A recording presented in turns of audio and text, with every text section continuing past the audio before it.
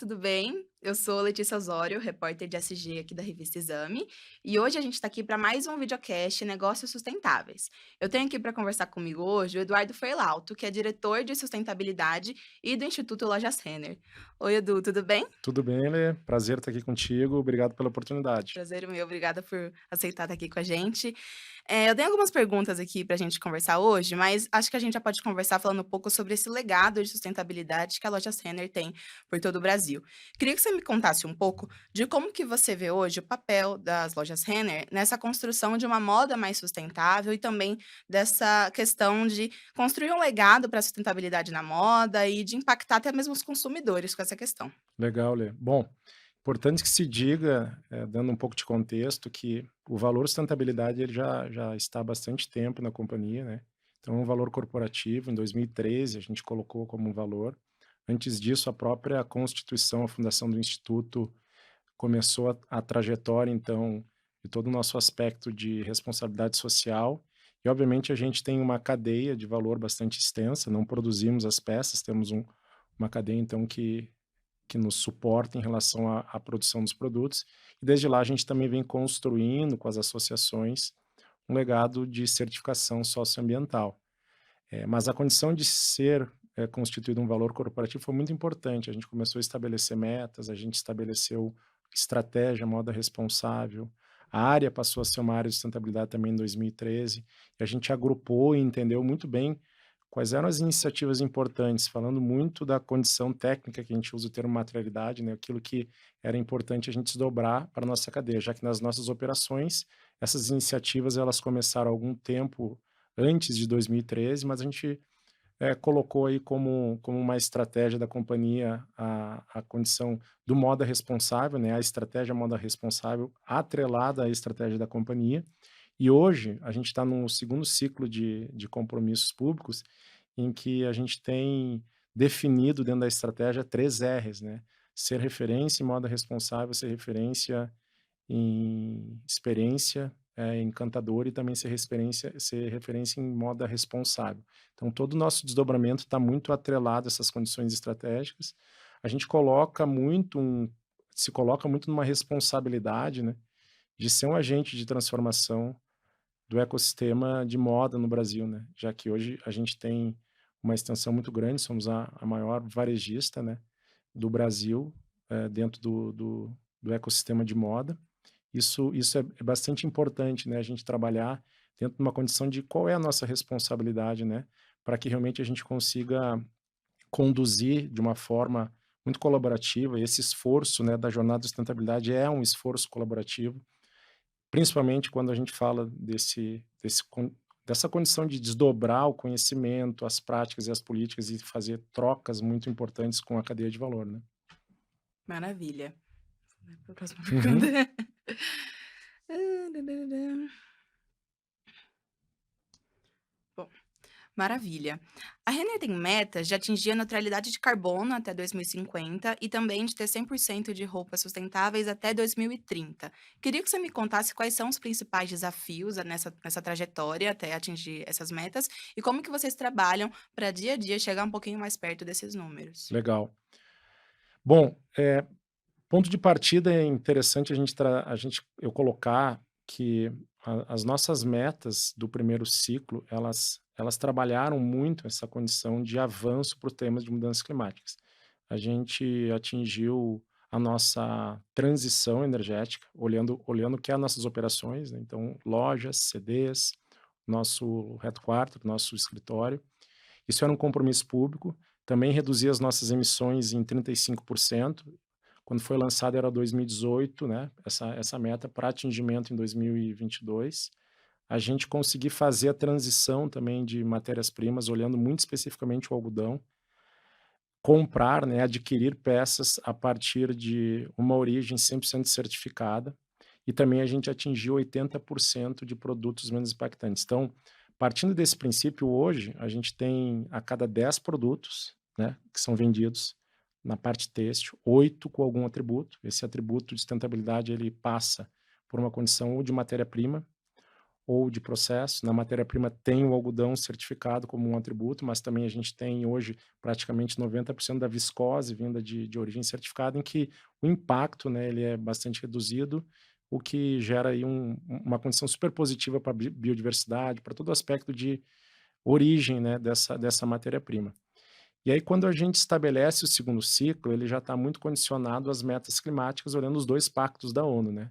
Esses 2 pactos, eles têm em comum a iniciativa em inglês Science, Based Target, e isso quer dizer, em termos práticos, de que as empresas, né, que assumem esse compromisso, elas têm como dever, né, ou responsabilidade, fazer com que o seu processo, ele colabore para o não aumento de 1,5 graus da temperatura global. Já subimos um pouco mais de 1,5, mas o target é esse. E nessa condição a gente fala muito, de uma condição de escopo 3, também na condição técnica das jornadas, né, quando a gente fala escopo 3, a gente está falando de escopo de fornecimento, né. Então, para nós, essa condição de a gente atingir em 2050 a neutralidade climática passa por um estágio anterior, que é uma meta de curto prazo, atingir 55% ou reduzir em 55% as nossas emissões por peça produzida, olhando a parte têxtil, até 2030. O que que isso envolve de desafio? De novo, tem um esforço colaborativo muito grande, porque nós produzimos as nossas peças a partir de uma terceirização, a partir uma cadeia de fornecimento, né. Essa cadeia ela vem avançando há muito tempo já, a gente tem programas de desenvolvimento, então toda a cadeia hoje ela é certificada, toda a nossa cadeia é certificada, então ela tem, uma condição de monitoramento, ela tem uma condição adicional de desenvolvimento. A gente tem 2 programas de desenvolvimento para que essa elevação da performance socioambiental ela aconteça de uma forma a gerar um processo de ganha-ganha, né, com que a empresa também ela consiga entender, a partir da sua melhora na gestão, melhores resultados como um todo. Não tem como a gente desassociar, né, essa condição de boas jornadas de sustentabilidade, elas são proxy de qualidade de gestão. Então, é esse envolvimento que é o grande desafio, né, porque a gente está falando de uma cadeia majoritariamente nacional, a nossa compra de produtos têxteis tem, na sua grande maioria, 70% aproximadamente, no território brasileiro, mas é uma quantidade bastante grande. Então, esse esforço, né, em conjunto, ele é o grande desafio, né. E sem falar que a gente tem investimento, né, há bastante tempo em tecnologia, atrelando muito essa jornada em inovação. A gente vem, como eu comentei, colocando esses atributos, né, de matérias-primas de processo à base de muita metodologia, à base de muita troca. Então tem um desafio sim de tecnologia. A gente está falando numa transição que passa não só pela transição energética, mas essa transição de olhar para novas matérias-primas, né. Quando a gente fala do algodão certificado, ele tem sim uma redução para a condição de neutralidade climática, uma redução nas emissões, mas a gente tem um desafio bastante grande quando a gente olha o desafio de 2050, e para isso a gente está investindo em matérias-primas regenerativas, né. É um tema importante que a gente apresentou na COP, lançamos a primeira coleção, feita de algodão usando a técnica agroflorestal, de agrofloresta, né, então o algodão plantado dentro de uma floresta em que passou por uma condição de iniciativa científica, porque naquele momento ali a gente fez uma parceria muito importante com a Universidade do Mato Grosso, foi na região do bioma cerrado, mas também contou muito com o conhecimento ancestral das comunidades tradicionais. Então, uma fazenda experimental em que algumas hipóteses foram testadas, e aí na parte de desdobramento isso para uma fazenda real foram utilizadas, todas as técnicas ancestrais através de parcerias com a comunidade local, e aí sim a gente conseguiu produzir esse algodão. Mas veja que tem um contexto super importante de impacto social, né, então famílias que trabalham aí dentro de uma condição de agricultura de subsistência passaram também a conseguir nesse projeto uma renda extra adicional super relevante, mas também a gente colocou uma visão, de conhecimento aliado aí à universidade, já que a gente precisa entender a parte analítica desse algodão agroflorestal. O quanto adicionalmente ele gera de captura de carbono, quanto adicionalmente ele tem de efeitos colaterais positivos para a biodiversidade. Então, é um trabalho de inovação, é um trabalho em que a gente coloca uma iniciativa aí em termos de possibilidade de escala, né? Estamos testando para que a gente consiga escalar. E tem uma iniciativa super importante que já fez parte, obviamente, do primeiro ciclo e que a gente se baseia muito para esse segundo ciclo, como alvo para atingimento das metas, é a introdução do reciclado, né, da matéria-prima vinda do reciclado, reintroduzindo para um novo produto, né, que também é uma condição super importante quando a gente olha a redução que existe das emissões quando a gente está falando de uma matéria-prima reciclada, né. Uhum. Nossa, muito legal. Eu queria que você me contasse mais, queria entender, assim, desde o campo, quando a gente tira o algodão, até a camiseta que a gente compra numa loja, tem um processo muito grande que inclui muitas pessoas, que inclui um trabalho, assim, de meses mesmo. Eu queria que você me contasse como que vocês trabalham para incluir a sustentabilidade e a circularidade em todos os produtos, como aumentar esse número, como que vocês pensam isso desde a ideia de um novo produto, a ideia de uma nova coleção. Perfeito. Sem dúvida nenhuma, a estratégia de sustentabilidade, ela precisa ser questionadora. Eu costumo dizer, forma-se uma cultura investigativa. A área e a governança de sustentabilidade, ela precisa entender os números, né? A gente está falando muito sempre de metas de médio ou longo prazo.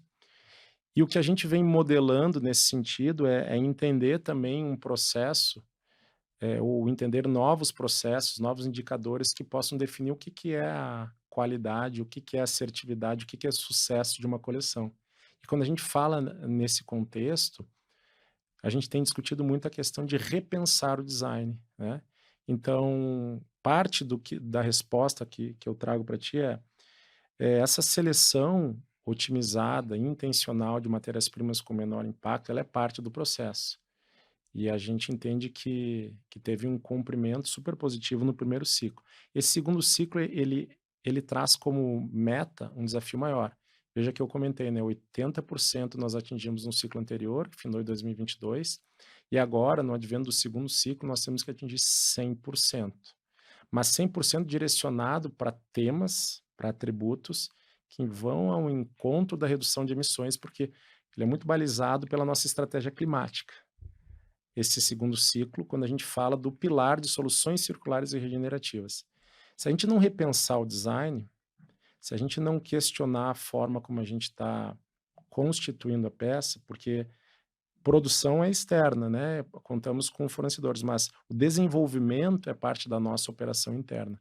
Então é super importante a gente gerar essa colisão proposital cada vez mais intencional entre designer corporativo e designer da fábrica.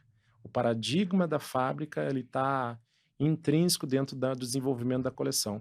Isso é super importante. A gente lançou um guia de moda circular, foi o primeiro do Brasil, e ele fala um pouco disso, né? Ele tem como base dar essa orientação, né? Como é produzir, como é desenvolver uma peça olhando os princípios de circularidade, né, atrelados ao processo. Não é só uma condição de seleção otimizada, intencional e preferencial de matérias-primas, é a gente conseguir constituir uma peça em que ela gere menos desperdício no processo, em que ela tenha uma condição, de coleção, de estética mais atemporal. Então, isso é algo que a gente está desenvolvendo, né, e a materialização disso está muito nesse guia de moda circular, mas que a gente vem cada vez mais trazendo para o dia a dia em processos, né.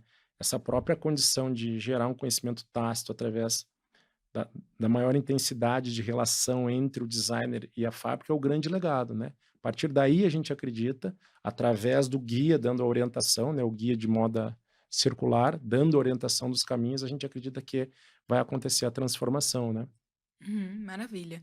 Você contou agora um pouco dessa união de processos para pensar mais na sustentabilidade. Queria que você me contasse, você comentou um pouco também do trabalho para engajar fornecedores, mas como que é isso internamente? Como que é com os colaboradores da Lojas Renner? Como que é esse trabalho para, em todas as etapas, desde as fábricas até as lojas, o ponto de venda, como que é esse trabalho para engajar quem está ali como ponto focal na sustentabilidade, na circularidade?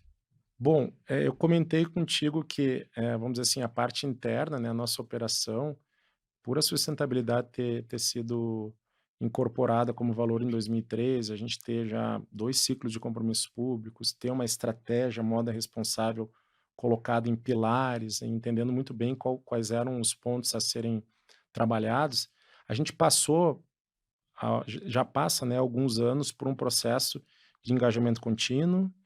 Hoje é uma competência que a gente coloca aí para as áreas coras. Hoje tem metas definidas, né, dentro do Uhum, nosso modelo de gestão. Basicamente, todos os líderes hoje têm metas atreladas à sustentabilidade, grande parte dos colaboradores também tem. A gente monitora esse engajamento através da pesquisa de engajamento. Pesquisa de engajamento na dimensão de sustentabilidade, ela tem um score muito alto. Então, o que a gente acredita é que cada vez mais a gente precisa intensificar, olhando muito a questão da nossa operação direta, né, olhando as nossas lojas, intensificar o conhecimento do colaborador de loja para que ele seja um agente de transformação e cada vez mais consiga contribuir para a jornada de experiência do nosso consumidor. O que que a gente vem monitorando, né, dentro das nossas pesquisas, tanto as induzidas quanto as espontâneas, nós estamos num posicionamento de score muito bom em relação à percepção da jornada de sustentabilidade, e o consumidor brasileiro ele vem aumentando muito, né, a sua percepção sobre a escolha da marca está atrelada às condições de sustentabilidade. Então hoje passa de 60% essa importância que o consumidor dá.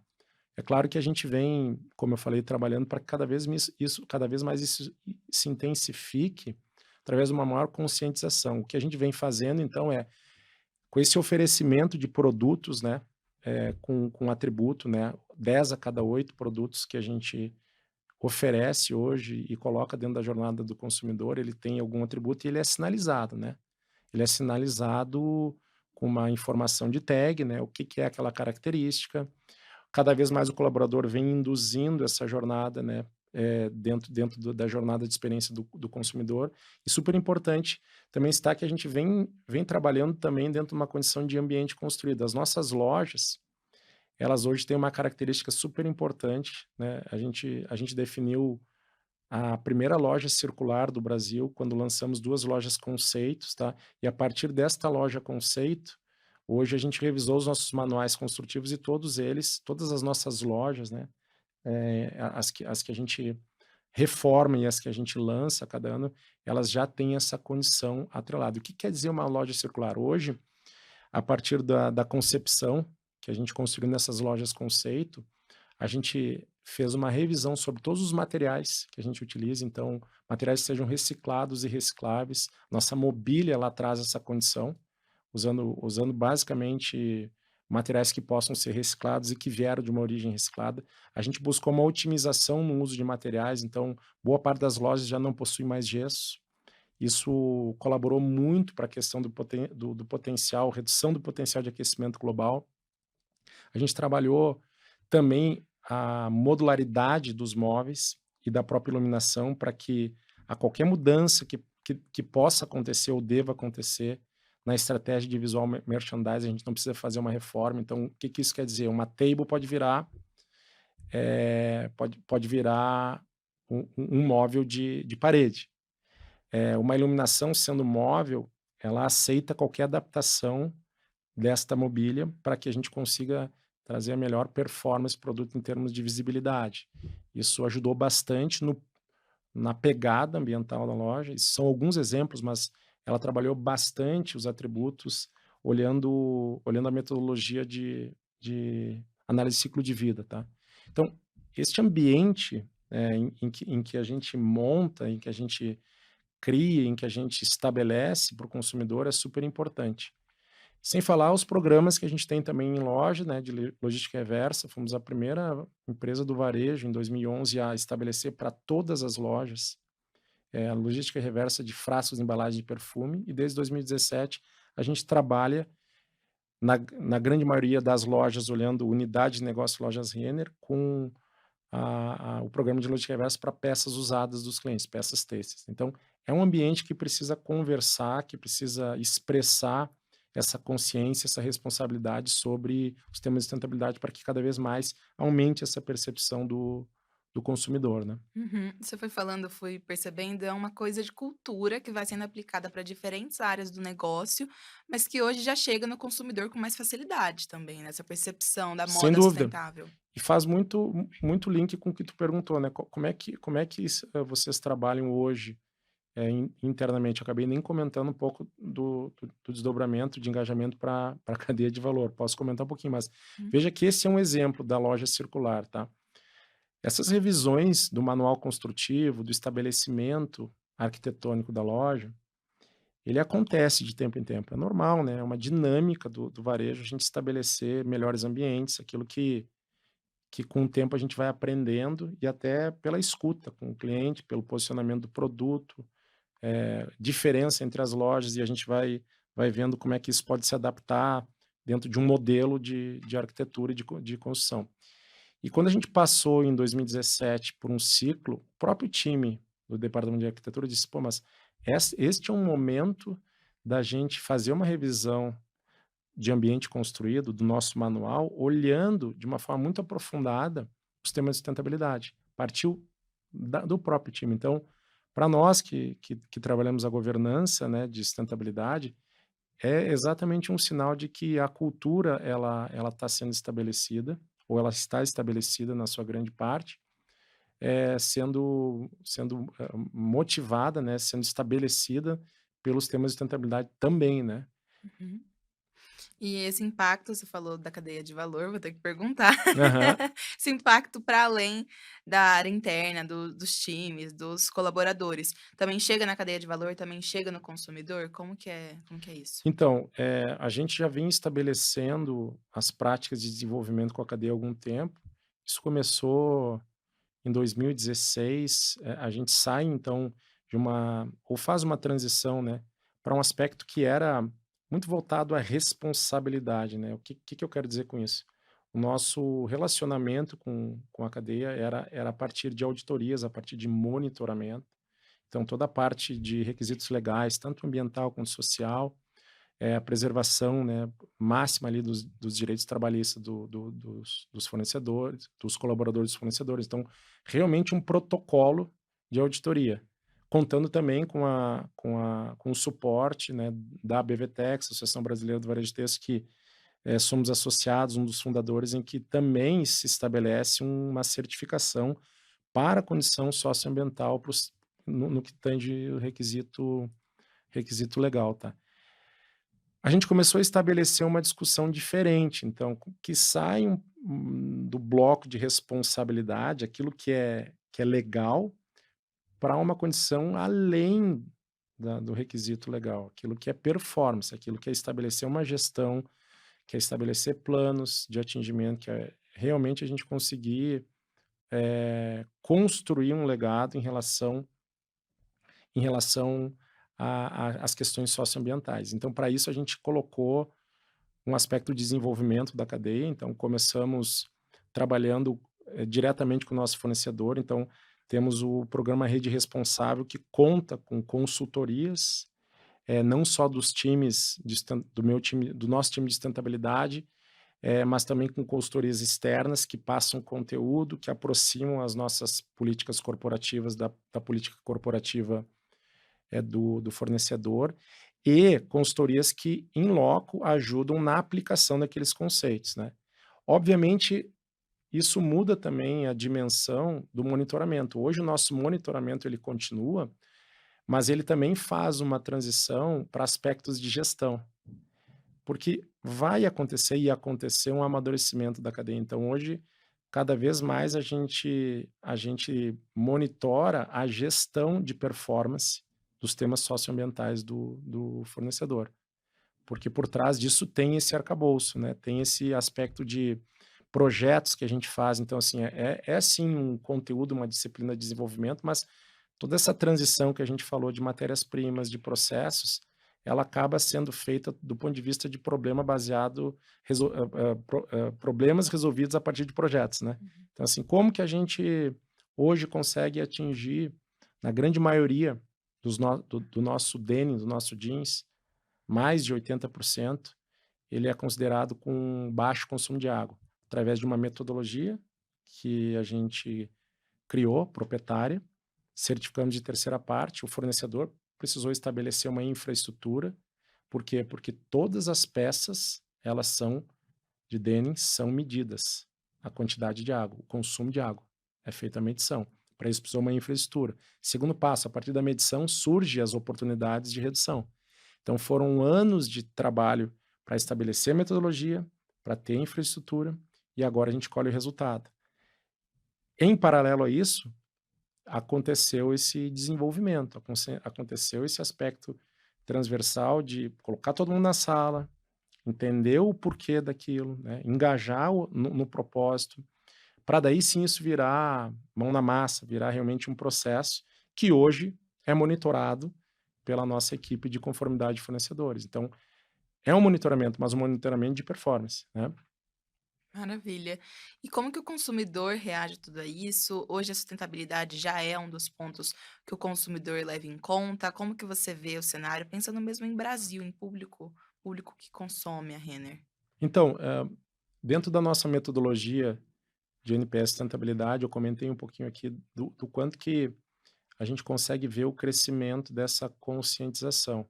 Mais de 60% hoje, nas nossas pesquisas espontâneas e ativadas, tá, elas mostram essa maior percepção, essa valorização que o cliente faz na escolha da marca, a partir dos temas de sustentabilidade. Quando a gente fala de uns anos atrás, não vou me recordar muito bem, o ano, mas logo no início que a gente estabeleceu essa metodologia, que faz um bom tempo, não passava de 30%. Então, de uma certa forma, veja que a gente tem a sinalização das tags dos produtos. Se a gente atinge 80%, ou seja, a cada 10 peças, 8 tem algum atributo, quer dizer que a loja, ela sinaliza mais, porque são mais produtos. A gente tem mais visualização através do ambiente construído. A loja circular, fora os atributos construtivos, ela sinaliza muito melhor os temas de sustentabilidade através dos painéis de vídeo, através dos sinalizadores. Isso vai trazendo uma contaminação positiva, um entendimento, uma busca, uma própria curiosidade do consumidor.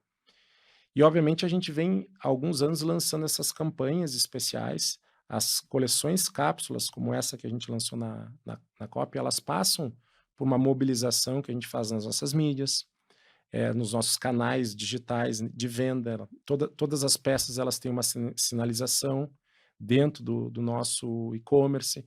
Então, isto vai contaminando de forma positiva, vai gerando sim um interesse do consumidor. A partir do momento que tu tem um arcabouço, então, para mostrar, para identificar, mensurável, começa a ter sim esse ponto de chegada, né, em que o consumidor ele vai acreditando sim na jornada, entendendo a importância, né.